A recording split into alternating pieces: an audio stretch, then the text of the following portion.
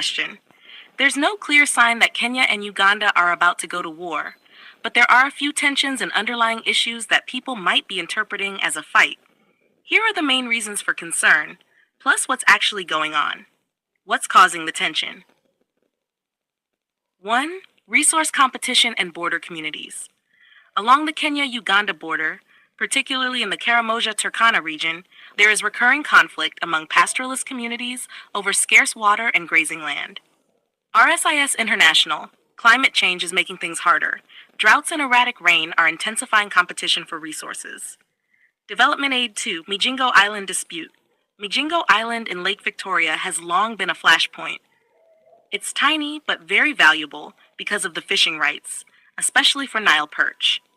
Wikipedia. Recently, though, Kenya and Uganda agreed to issue joint fishing licenses for the island to reduce conflict. Citizen Digital. Even with that deal, some opposition voices in Kenya argue that the agreement undermines Kenya's sovereignty. People Daily 3. Fuel oil import dispute. Uganda is heavily dependent on Kenya's port, Mombasa, for petroleum imports. Nation Africa. There was a row over how Uganda imports its oil, but Kenya later allowed Uganda's national oil firm, UNO, to import through Mombasa.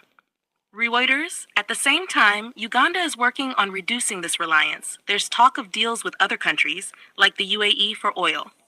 Kenya Times 4. Political and historical tensions. Some of the border violence is not just about resources, but also weak governance, lack of infrastructure, and marginalization of border communities. Except, there's a long history of mistrust in these border regions. ResearchGate. What's actually happening now?